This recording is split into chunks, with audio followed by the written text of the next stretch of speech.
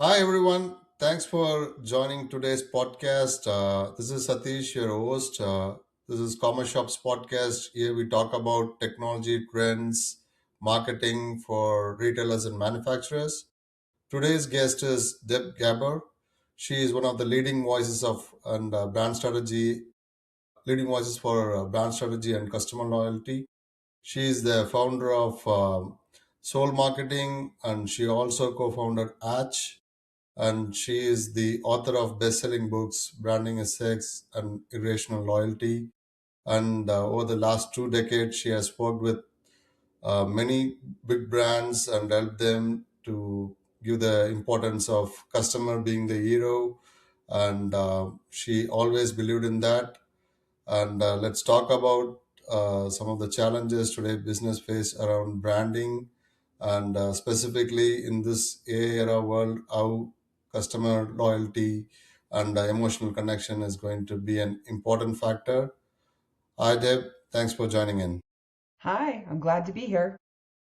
All right.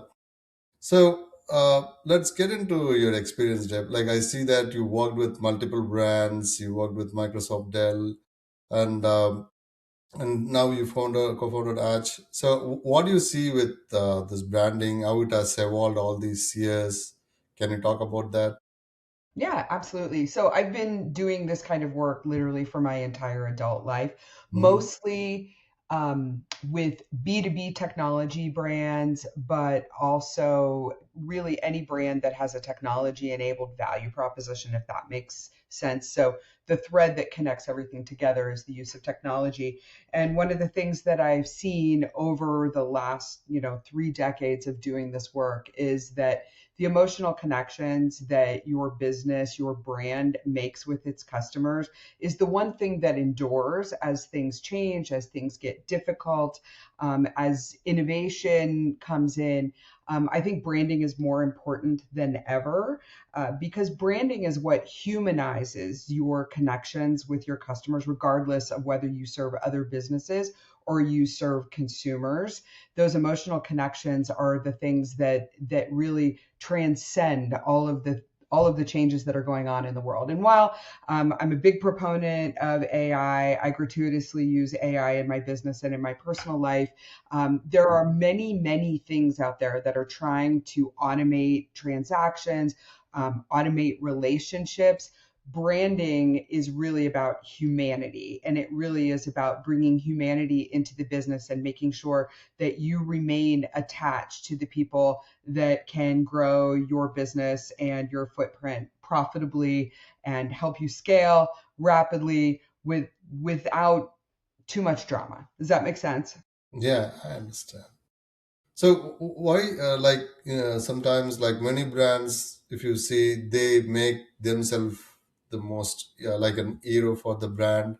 They say, "Hey, we do this at this one," something like that. They don't make customers as an hero in any means.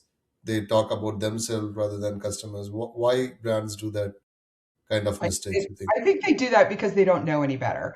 And so, I'm on a mission to, I don't know what's going on with my camera. Hold on one second here. Mm-hmm. It is blurry. That's Now it's weird. better. Oh, okay. Okay, now it's better. Sorry about that. That's Um, good. so I'm on a mission to teach brands, regardless of what industry, what category they're in, whether they serve consumers or other businesses. It doesn't matter. I'm trying to teach them here are the characteristics of the best brands in the world. And the best brands in the world, they really do four important things. Number one, they aim their brand at a singular, ideal, archetypal customer. They really think about who is the one person who we are destined to serve, the one that we can super serve, the one that we can do the best with. And they attempt to know everything about that person. And that includes what makes that person heroic in their own life. Number two, they become part of that person's self image. So the best brands in the world are the ones that people will wear on a t-shirt or they'll put on a tote bag or they might put a sticker on their car, on their bike or something like that. Number three, the best brands in the world are not just different, they're unique. They're truly singular and they stand alone.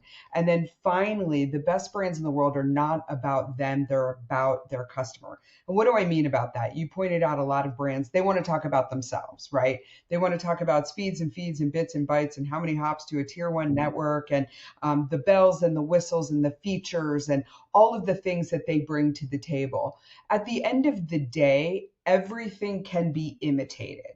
And when you talk only about yourself, what you're doing is taking customers into the realm where you're giving them the field of comparison. You're telling them what to compare you against, right? And so when you're talking only about yourself instead of talking about who the customer becomes through use of your brand, really what you're doing is you're sort of dumbing down the whole conversation. The customer gets to be the hero. The customer has to win. The customer becomes someone different. The customer goes through a transformation through the use of your brand. So if you're watching this or listening to this and you open up your website and the first word on the website is your company name or the word we, you're absolutely doing it wrong. And honestly, I think that's because that's easy. It's easier to talk about ourselves than to really, really understand the transformation that we create for customers. I understand. But in many cases, people think branding is more like the logo and color is what we call branding rather than a business strategy. So, how do you think that perspective will change in coming years? Like, is it going to be they have to change it, or is there a way that people should adapt that mindset? What do you think? Yeah, so I always explain to people, there's two kinds of branding. There's the kind of branding that I do, which is branding with a big B, with a capital B, which is really about everything that you don't see. So if you think of branding as like an iceberg, the logo, the color scheme, the visual identity, the words that you say, how you show up in the market, what your ads look like, your photographic style, the colors, all of those things, that's kind of the tip of the iceberg, and that's the part that you can see. There is probably 10 times more important stuff below the surface of the water that's part of big B branding. And that's the strategy behind it. Who you are for, what's the frame of reference, what is the conceptual space or the emotional territory that you occupy for the people who are using your brand, because that's the stuff that no one else can imitate. And when we think about logos and colors and names and all that kind of stuff, I do that kind of work too, but it's the last thing we do. And a lot of organizations, they put that stuff first. I know many, many early stage companies that have come and said, here's my logo, here's my name, here are my colors. And they haven't done any of the strategic work. And what they come up with is something that is a mismatch for strategy in the marketplace, right? So I always encourage people, when you start a business, often the first thing you do is like, what's my name? What am I going to call myself, right? And then the next thing you do is, you get your sister or your neighbor down the street to like sketch you up a logo, and then it becomes a business. I always advise people that that's probably the last thing that you need to do. You really need to understand, what is the footprint you're going to have in the marketplace? Who are the customers you're going to serve? How extensible is this brand? Is this a global brand? Is it a local brand? Is it a regional brand? Is it just a country brand? What do you want to show up as in the world? And most importantly, what are the feelings that you want to give people when they come in contact with your brand? Most people do it in the wrong order. They start with that very, very visible stuff.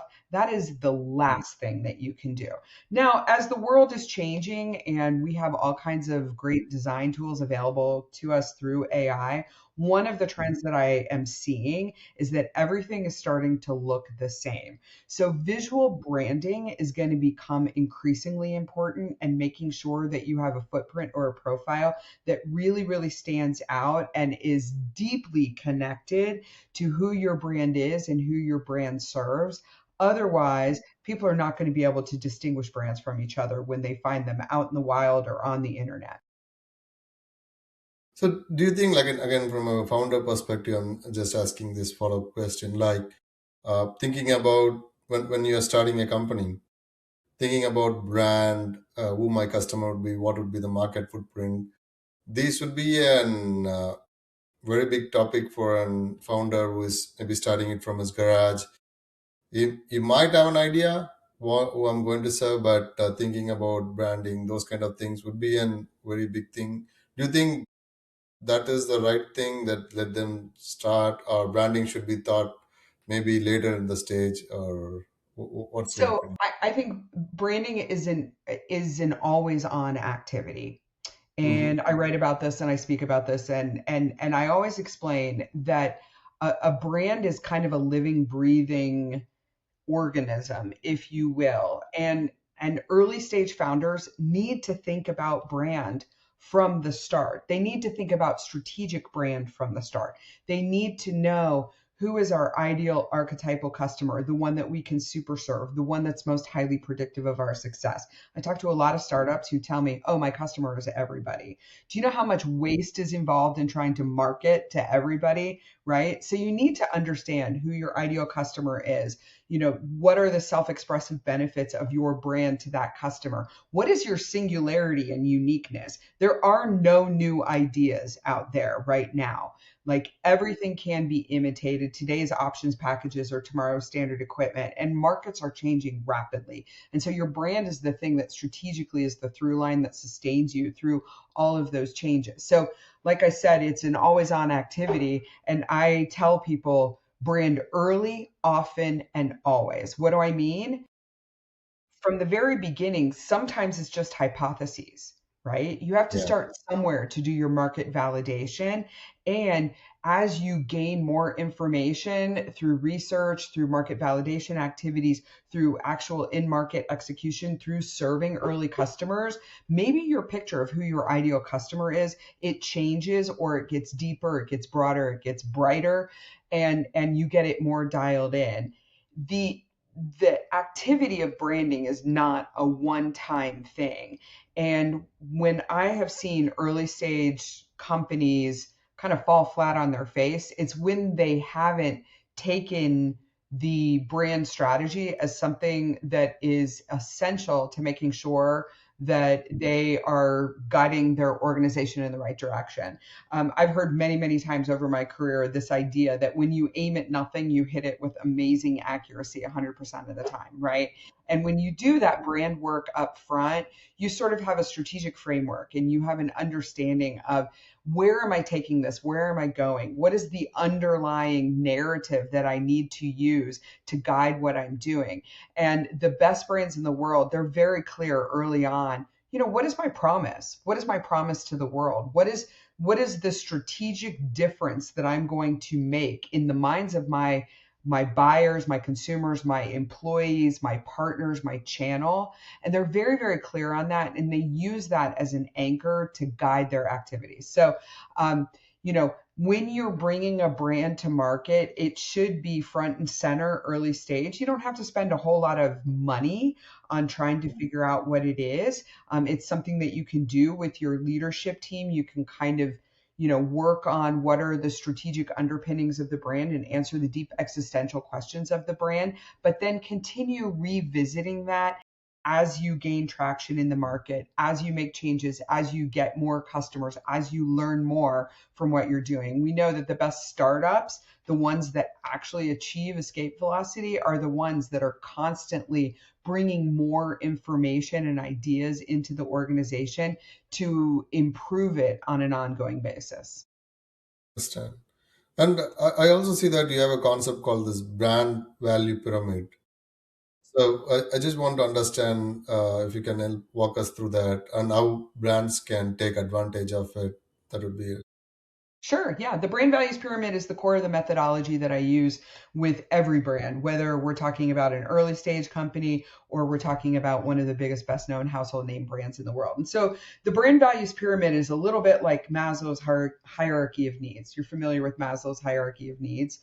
Basically, Maslow's hierarchy is a pyramid. At the bottom of the pyramid, Maslow suggests that there are these basic physiological and safety needs that you have to satisfy before anybody can start on a path to self actualization. Self actualization is at the top of Maslow's hierarchy. And so self-actualization is when a human being is sort of at their highest performing, free of judgment for themselves and other people, sort of in the flow, vibrating on the highest plane best, right?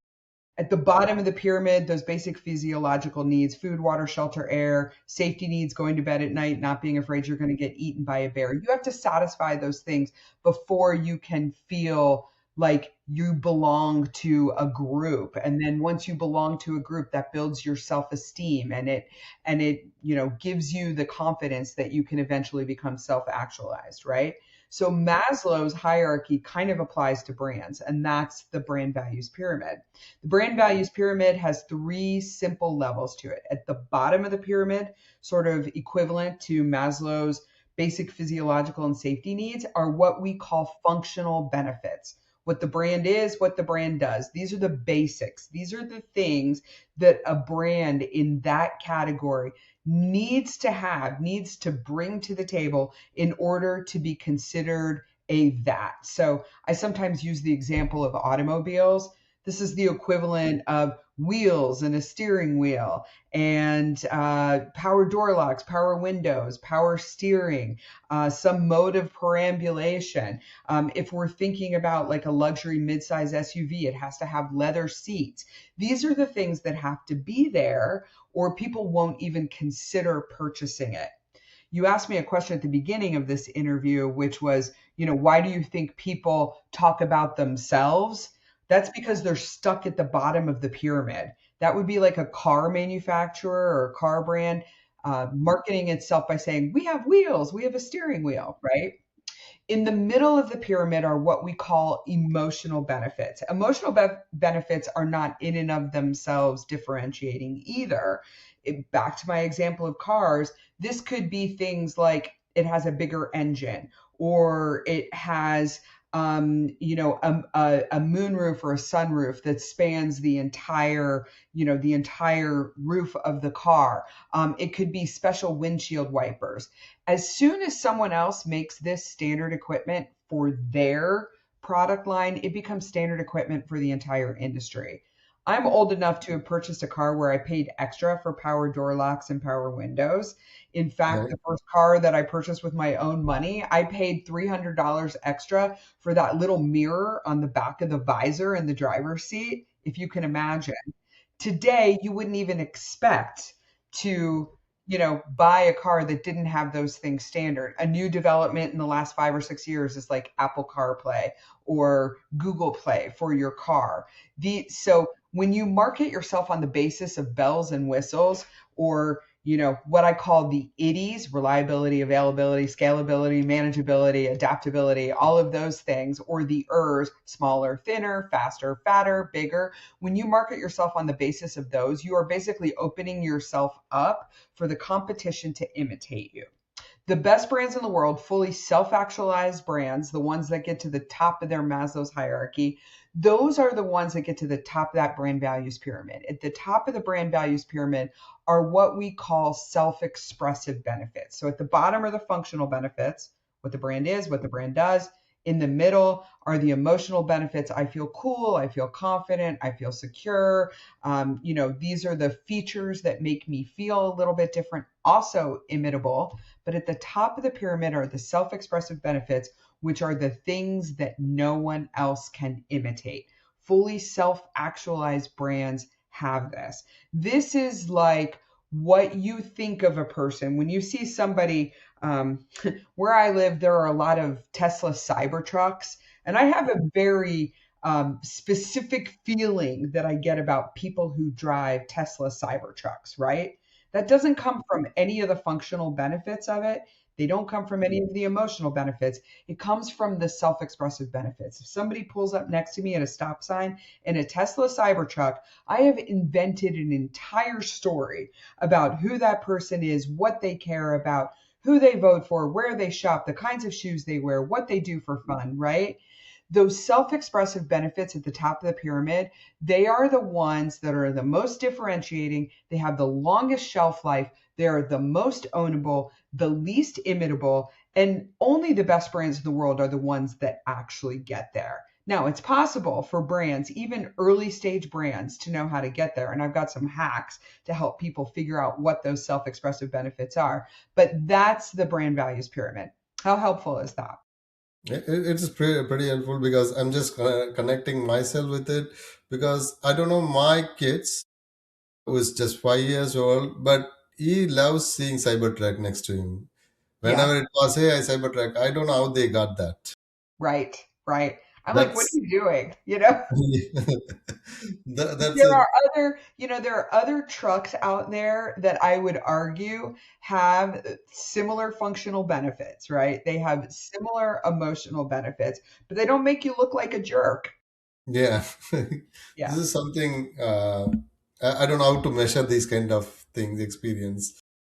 Okay, a small 5 year old can say whenever it goes on the road, he'll say, "Yeah, I see a Cybertruck, Cybertruck." It's like a rocket they A see. strong brand. If a 5-year old like can create a story where they can see themselves. I mean, your 5-year old is probably envisioning himself using the brand, as a Cybertruck driver. That's a very, very powerful brand. And one thing I'll say about Tesla is Tesla spends $0 on advertising, Hmm. right? That's a Yeah, very, very powerful thing. The fact that they don't have to use advertising, that they use the power of uniqueness and the power of self expression to build the brand, that brand grew exclusively through word of mouth and third party validation, right? Like that is a brand that was created basically for free by human beings, like individual buyers, owners, their networks, and third party media. And imagine, if you will, creating a brand that is so strong in terms of bonding with people emotionally that it doesn't have to spend any money on advertising. I mean, there's a lesson there for folks.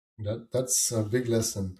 So, how do you get this kind of emotional experience and self accusation? Is it more of through storytelling, or what do you think? How should brand? We also wanted to have that kind of feeling to our customers. How can they do that? Yeah, so you mentioned the word storytelling, and storytelling is, like, I'll say it's kind of a trend word, right? Like a lot of people are talking about brand storytelling, and I need to go out there and I need to tell stories. So one thing about storytelling is, first you have to figure out what's the story you're going to tell.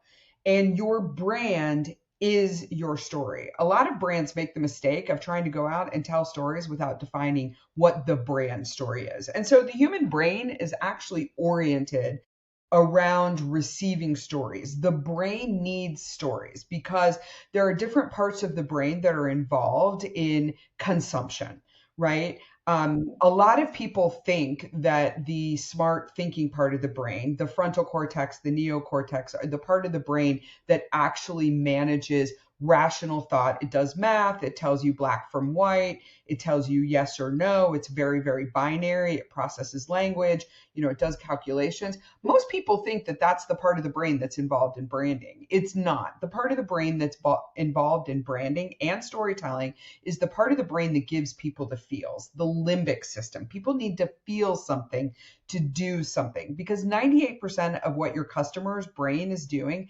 happens outside of their awareness. So if you flip that equation, you only have 2% of your customer's brain to work with, right? And 95% of decision making happens outside of the thinking part of the brain.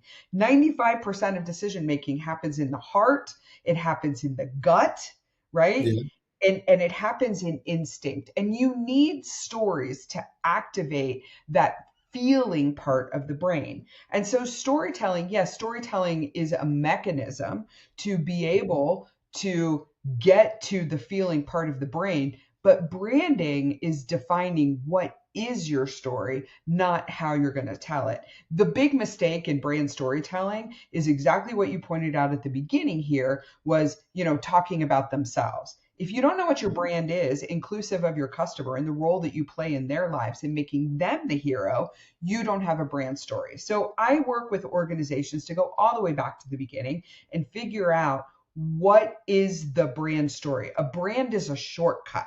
It's a shortcut for what you want people to feel and know about you before they ever come into contact with your product, your message, your story, your video, your website, etc., right?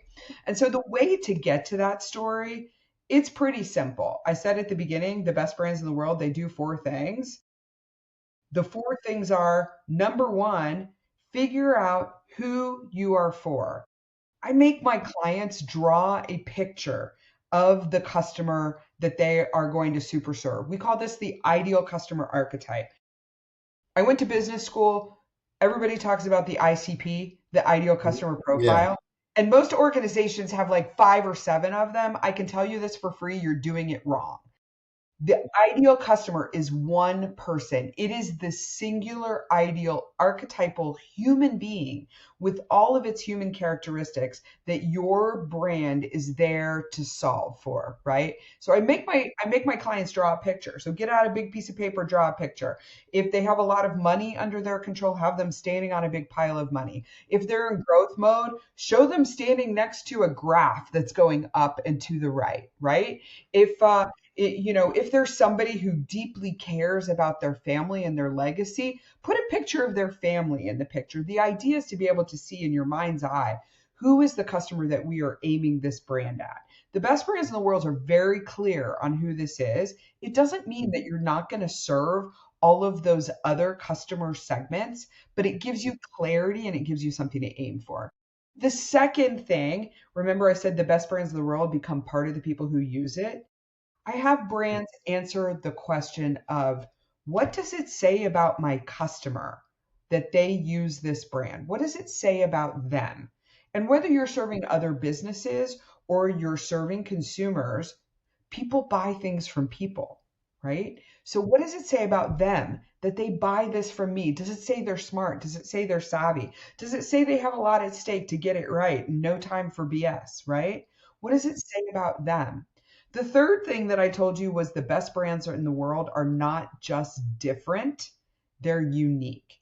The hardest question to answer, and honestly, where I make all of my money and where brands get all of their success from, is from answering this question: what is the one thing that people get from us that they don't get from anyone else? Yeah. That's the question of uniqueness. Here's a hint to everybody: it is not a feature, it's not a bell or a whistle, it's not it's not a comparison. It's a superpower. What's the superpower you bring to the table that gives your customer a superpower? What's that one thing? Because, like I said, there are no new things out there. I can buy shoes at Nordstrom. I can buy shoes at Zappos, right? What does Zappos give me that Nordstrom never can? So, what is the one thing that people get from me that they don't get from anyone else? Hardest question to answer, but the most important. And then finally, back to what the title of this podcast is: making the customer the hero. We answer the question of, how do you make your customer the hero in their story? Right? That requires you to understand, what does success look like for them? What is a win for them? And often a win for them is not just buying your stuff. A win for them is, if you're serving other businesses, a win for them might be looking like someone who's an innovator in their business. For a consumer, a win for them might be something that's not even remotely attached to the product. A win for them, if they're buying toothpaste, maybe a win for them is to introduce them to a wife or a husband, or to grow hair, or make them look and feel sexy, right? So that's how you do it. And, you asked, like, how do brands go about that? It really is doing those four things: create a picture of who the ideal customer is, answer the question, what does it say about someone that they use our brand? Answer the question of, what's the one thing they get from us that they don't get from anyone else? And then finally, answer the question, how do you make your customer the hero in their own story? The cool thing about doing that work is, and especially for early stage companies, for founders, if you just do those four things, you'll have the strategic undercarriage of your brand from the start. And that's a place for you to start from. Yes. Do you think any companies that are doing it well? I know Tesla is doing it. Any other companies who are in the early stage startups who are doing well, something like that? Yeah, there's a lot of brands out there that are doing it well. I think about brands, brands that I admire. Chick-fil-A is a really interesting brand. It's another brand like Tesla that doesn't spend very much money on advertising. They don't have to, because their entire brand is sort of baked into their philosophy, which is cared for people, care for people. They invest a significant amount of money. And I've read somewhere that they invest the same amount of money as McDonald's does in advertising. They invest in improving and enhancing the employee experience. They have figured out, they've cracked the code that in order for us to be successful, we need our employees to be the most loved and the best treated employees across the industry, right? They do some advertising. It's mostly directional. They usually have a holiday campaign on television, but they spend a fraction of what their competitors do because they've really, really honed their brand strategy to be extremely clear about how they are going to get their brand out there and how they're going to be unique. Another brand that is very familiar and probably in your world too, Amazon, right? Amazon is a platform for buying and selling everything from A to Z, right? It's baked into their logo. If you look at the little arrow that Yeah. they call the smile that goes from A to Z, they're a platform for buying and selling everything from A to Z. And over time, people have been scratching their heads over some of the business decisions that Amazon has made, right? They don't get it. Amazon has a very clear brand promise, which is the strategic underpinning of every decision they make as an organization. If you're a platform for buying and selling everything from A to Z, you remember Amazon started out, they were selling books, right? Good. Then they expanded into they were selling CDs, right? And then from there, other small items, and they expanded from there. Well, if you're going to be a platform for buying and selling everything from A to Z, that means you don't just sell small things, you have to sell big things, right? It's everything from A to Z. So when Amazon acquired the Kenmore brand from a failing Sears, people were scratching their head. They say, we don't understand why they're doing that. Well, Kenmore is all about ovens and water heaters and washing machines and dryers and big things, right? So that makes sense. You're a platform for buying and selling everything from A to Z. People were scratching their heads over the Whole Foods deal, right? I have some Alexa enabled technologies in my home. And imagine, if you will, a Kenmore Internet of Things enabled refrigerator with sensors in it that has a skill where it can sense that you're running out of milk and automatically it can place an order to Whole Foods and a half gallon of milk gets delivered by drone directly to your front porch or in some cases even directly into your refrigerator, right? It's a platform for buying and selling everything from A to Z. And so the best brands in the world, the ones that I see doing a good job, and I don't have to love these brands, I just admire what they're doing. They're the ones that have relentless clarity, consistency, and they're constantly running the same strategy. It's evident in every decision they make throughout the organization and at every level of the company. People are there to deliver on that brand promise. How do you bring that kind of culture in the organization? Like when you talk about like this brand promise and everything, how to make the entire company from sales, marketing, operations to align to that kind of brand promise or brand identity. How can a company bring that? So, first of all, it's philosophical, right? Brand emanates from the top down. Brand does not belong to the marketing department. That's the first mistake that I see is that when organizations say that brand belongs to the marketing department or the one person who has the functional responsibility for marketing. The CEO, the leader, the founder, the top dog is the person who owns the brand. They are synonymous with the brand and they can't divorce themselves from the brand. So that's the first thing. The second thing is when you build a brand through internal and external alignment, everyone in the organization owns the brand. And so the process that you use to define and articulate the brand should involve representatives of every functional area of the business. So when I work with companies big and small, I want representatives of every team within the organization to be part of the process. The other thing is you must have an outside in perspective because you can't read the label from inside the jar. So developing a brand in a vacuum without the input of actual customers and the market is like a sure sign that you're going to fall flat on your face. So having that outside perspective actually reinforces people's desire to use the brand because they have deep, deep, deep understanding of what the brand means, what we're doing, all of that. So that's that's a couple of things. In terms of making sure that the brand emanates through the organization, every decision you make should be made through the lens of the brand. And that's at every level of the organization. One of the things that I do with companies that I work with, when we build the brand, we don't just like leave it, here's a deck that describes the brand or here's your brand book. We actually do, I hate this word indoctrination, but there's no other word for it. We also do brand indoctrination throughout the entire organization. We teach them about the brand. We show them where the brand came from. We help them understand what is the benefit of the brand. We show them how they, in their individual role, whether it's the CEO or the person who empties the waste baskets, we show them how they deliver on the promise of the brand. And then we recruit, we coach, we reward, we compensate based on the brand.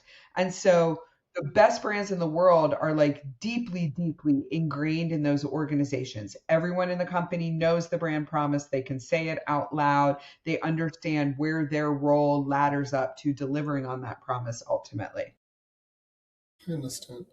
And in many ways, some companies feel like, for example, the ICP, or in your opinion, like the Euro customer, they serve multiple customers. Like, for example, if you take G, they might be serving an end customer, they might be serving a business customer.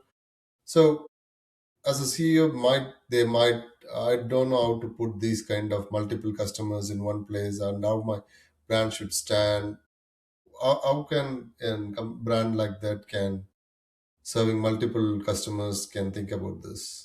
It's because they have clarity about the brand and they understand how all of those different lines of business ladder up to that brand. A really good example of this, I think, is 3M. 3M is Hmm. a brand that historically has stood for innovation and, um, solving customers' problems, right? That's sort of like at the core of the 3M brand. 3M, they sell industrial products. They sell post-it notes, they sell scotch tape, they have B2B customers, they have consumer customers, they have a broad channel of retail partners, they have distributors, right? So they have this very, very complex ecosystem, but the brand is the brand is the brand is the brand is the brand regardless of who they're selling to, right? They have that clarity and they have consistency, and they've created a story that's encompassing of everything they sell. I heard once that 3M has more SKUs than any other organization in the world,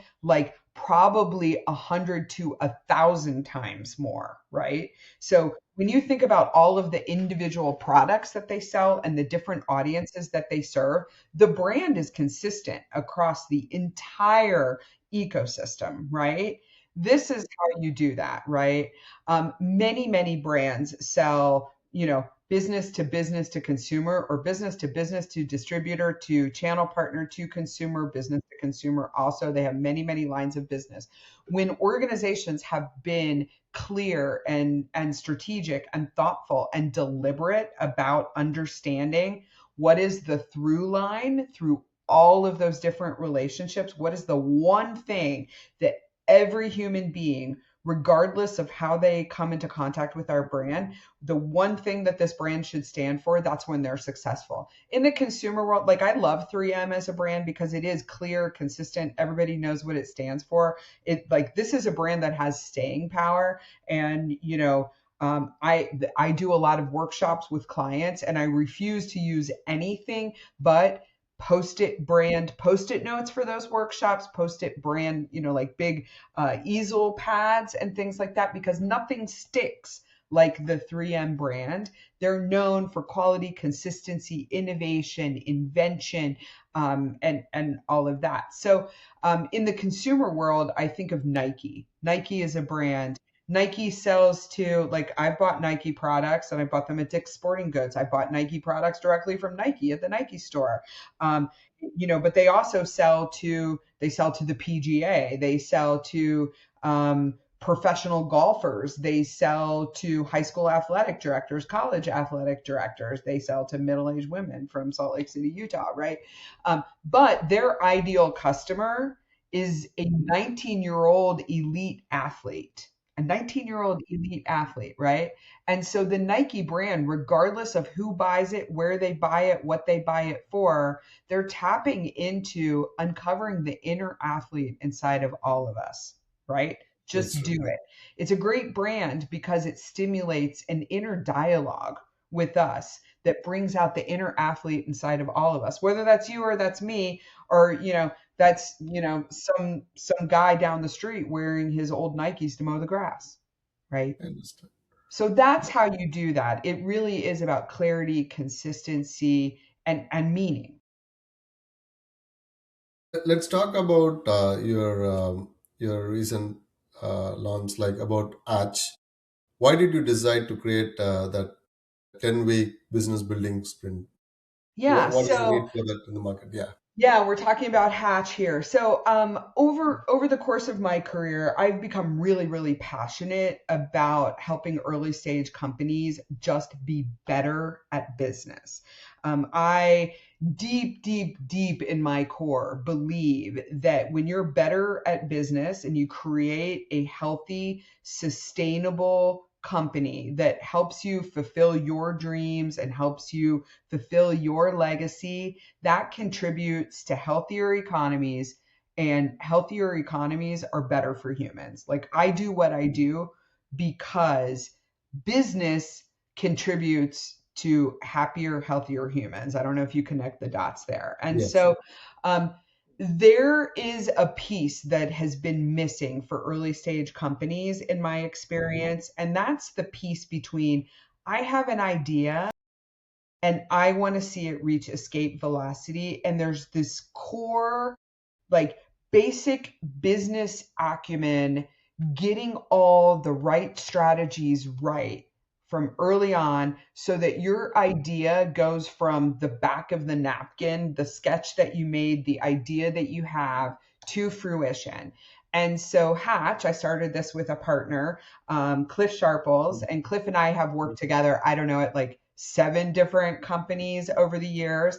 And he's an operator, he's a CEO, he's taken a company public, one of the early inventors of the e-commerce space, and he's my partner in this. And so, he really comes from that sort of operation, COO, CEO point of view, where I bring everything that is really that has to do with like disaster proofing your brand from the start. A lot of the brand strategy, mission, vision, values, like getting people all on the same page so that everybody's moving in the same direction. And so the 10-week business building sprint that we do inside of Hatch really is taking you through all of those essential things that founders often don't think about until it's too late to actually improve the odds that your company is going to do what you set out to do. And so that involves everything from, we start with mission, vision, values, core purpose, core ideology, like really, really knowing, why am I doing this? What is the change that ultimately I want to see in the world or within my sphere of influence? What's the great problem that I'm looking to solve, right? Then we go through strategic branding. All the things that I talked about. Who is the ideal archetypal customer? What are the self-expressive benefits? What is our uniqueness? What's the thing that only we can do? How do we make our customer the hero? We go through business model rationalization. So a lot of early stage companies I talk to, they don't know how they're going to make money. And so that's a real, that's what the business is for. The first thing you got to do is like, I got to bring money in, right? So we help them figure out those kinds of things. Like, what is the monetization strategy? What are your revenue streams? Like, what is your cost of customer acquisition? Then we go through things like, what's the go to market strategy? How are you actually going to get customers? What are the channels you're going to use? What are the tactics you're going to use? We go through the process of helping you actually build an early action plan with market validation along the way. And the most important thing that people will come out of the 10-week business building sprint with is they're going to get like a 100-day action plan, which literally is going to tell you exactly what to do when. And this is the big piece that's missing for a lot of founders. A lot of founders are underserved for this kind of content and this kind of support, and they're left to sort of like go out there on their own and try to figure it out. Between Cliff's experience and mine, we bring together this incredible worldview and lots of experience. Like, we've seen every kind of business, if you can imagine. We've seen where they struggle. And so this is like really pinpointed at the early stages where we know you're going to struggle. We Both of us have built multiple businesses and worked with multiple companies, big and small, over, more than a 30-year span. We've kind of seen it all. And so we're bringing sort of the best of our experience, and what we know really improves the chances that you are going to have a successful, sustainable, and if you want it, scalable and potentially fundable business coming out of that cohort.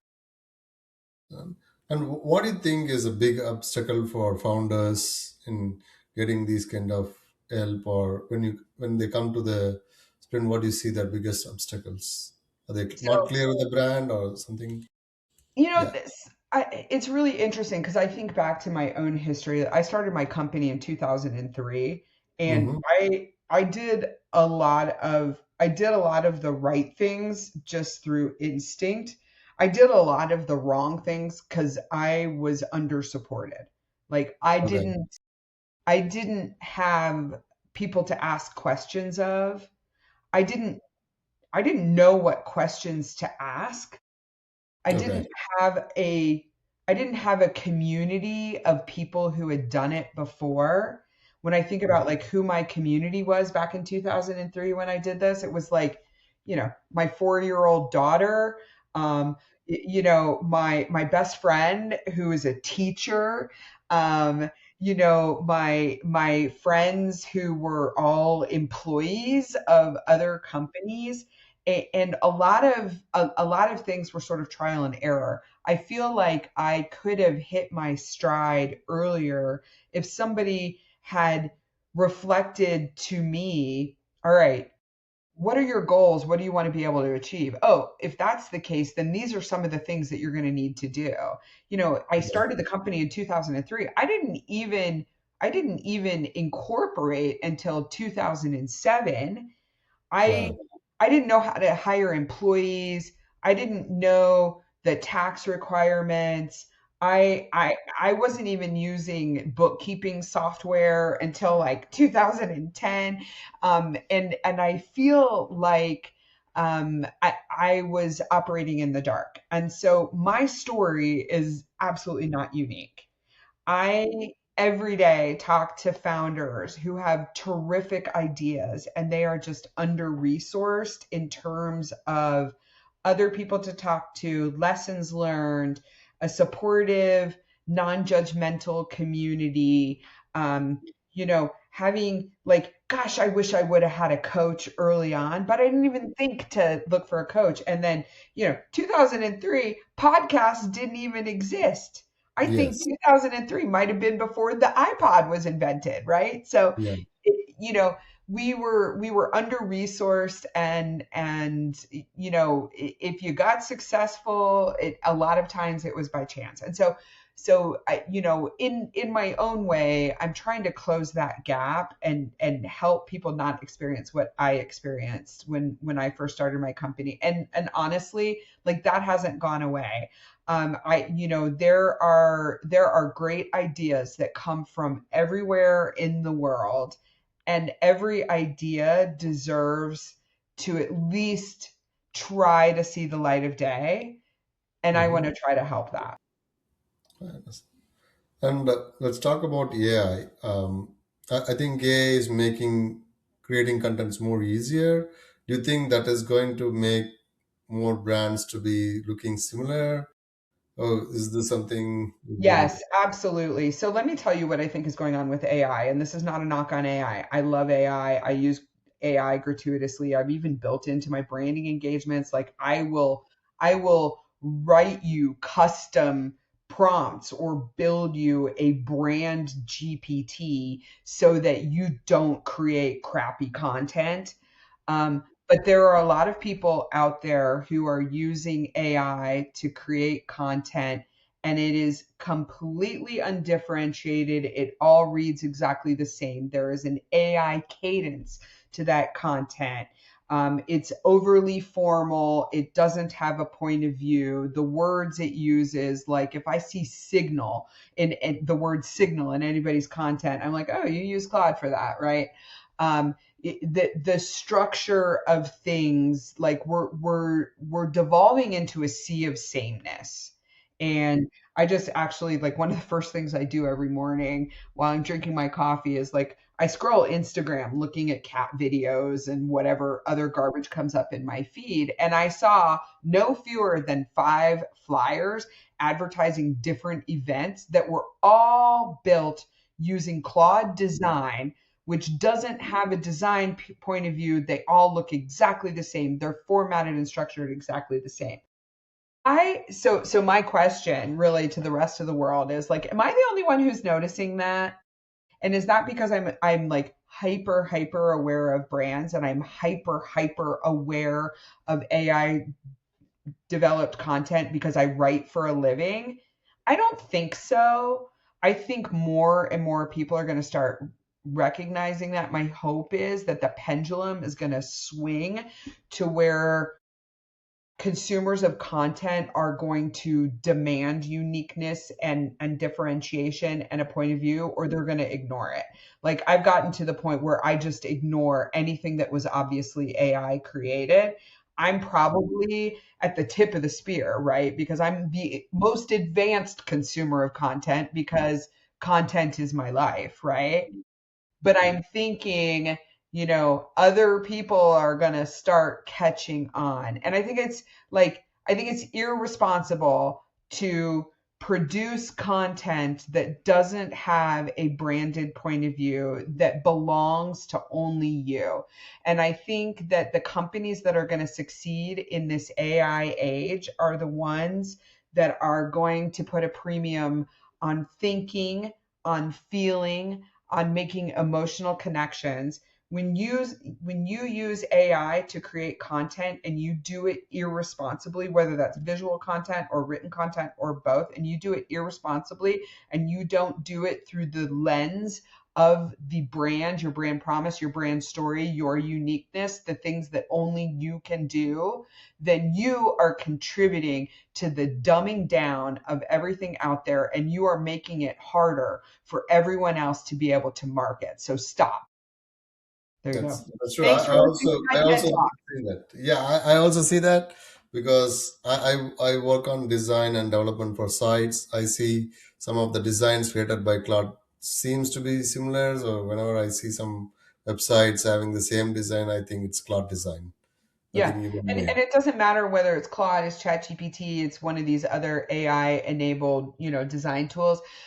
Several years ago, I mean, this goes back to probably 2015 or 2016. I remember speaking at an event and then going to the expo floor. And there was this company there, like an AI company, early AI company that purported to do branding. And in that moment, I was shocked, and also, I was like, all right, I this is the next wave. I need to figure out how a computer is going to do the voodoo that I do, right? And I really started looking into it then. And, one of the things that came out of that was, I call it the 8 hour brand, where literally you spend 1 8 hour day doing all these strategic things that you and I have just talked about and whatever. And you don't leave the room until you have the strategic underpinnings of your brand done. Like you've thought about those things. Then I don't care what happens after that. Go and use your AI with that. And I'll even teach you how. But you need to do these thoughtful and strategic things that focus on only the things that only you can do, or else you're going to be just like everybody else. So I've been thinking about this like for more than 10 years. I just have been, I'll say, like my head has been turned around, and I'm so surprised at how quickly the dumbing down has happened. But I can tell when an ad on TV was created by AI. I look like you, I look at a website, I'm like, oh crap, I can't believe that they did that. These flyers all over the internet, like they make me want to puke. It's like it's sad because my company has been decimated by clients thinking they can do what we do with AI. My hope is they're gonna come back and they're gonna be like, all right, I need to be able to stand out in a sea of sameness. I don't know if I have the patience to wait around with that. In the meantime, I focus on, helping organizations figure out that brand strategy that's going to help them carve out a unique footprint in the world so that they can combat all that AI crap. Yeah. What do you But I think? also love AI. So that's, that's It's it. easier. Yeah, you should have the human touch, then use it for automation. That's what. Yes, exactly, exactly. So AI for automation, but humanity for making those emotional connections. Don't let those emotional connections go away. So, what do you think in next 5 years? What brands will thrive, and some will go away? In your opinion, like these are the brands who do this will survive, others will wipe out. I'll tell you, so this is really interesting. Over the last couple of weeks, I've met with a number of companies that all have one thing in common, and I'm really excited about these brands. These these are brands that serve people who are doing things that cannot be disintermediated by AI. So, for instance, I met with a company that's creating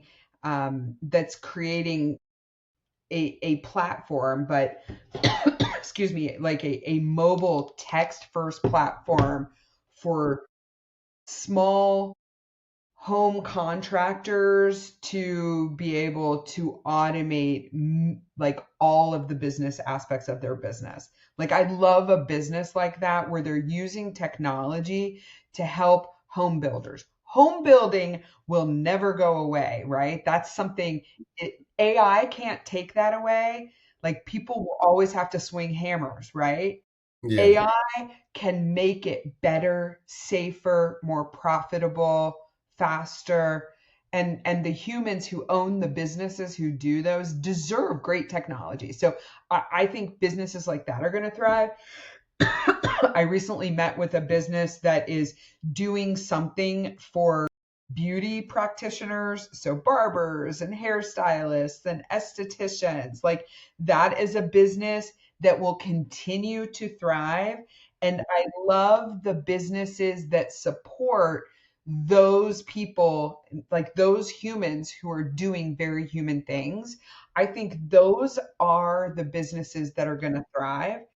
I think that the brands that honestly, brands that serve humans, humans serving humans, I think those brands are really going to thrive and they're going to do really well with the help of AI. Mm-hmm. So I'm really excited about those kinds of brands. I can't give the specifics because all these companies I'm talking about, they're early stage companies, they're in stealth mode, but like all of them are using AI. But those are the brands that I'm the most excited about. I'm really excited about brands that are continuing to dig deeper in their relationships with human beings. There's a lot of retail brands that I see that are doing really well, and others that I see that are not. The more generalized and generic they become, the less impact they're going to have. I think we're going to see more specialization. I think we're going to see more and more niche brands, especially because we have like a very healthy and growing influencer economy. So I see like the one trend that I'm hopeful about and that I see in the age of AI is that the brands that can survive this turbulent time are the ones that are doubling down on human connection and human relationships. I understand. And one last piece of advice to founders who are listening to this about branding, what would it be? If you only do one thing in branding, if you only do one thing, it's really figure out who your ideal archetypal customer is. Who are you destined to super serve? Really understand who that person is. When I've seen organizations scale rapidly and with focus, it's when they've gotten extremely clear on who that one person is who's most highly predictive of their success, and they've given that hypothetical person a seat at the table in all of their strategic and tactical decision making. That's the one thing. And then I would say, like, the other piece of advice, go open your website. And if the first word on your website is the word we or your company name, you're doing it wrong. So that means ultimately your customer is not part of your brand. And so taking it all the way back to the title of this podcast here, like your customer has to be the hero. Right. Thanks, Jeb. Thanks for your time. And Thank I know you. we took more than the stipulated time. Thanks for accommodating it. And Yeah, no worries. we'll I talk to you in enjoyed it. another episode. Thank you. Thank you. Take Bye. care.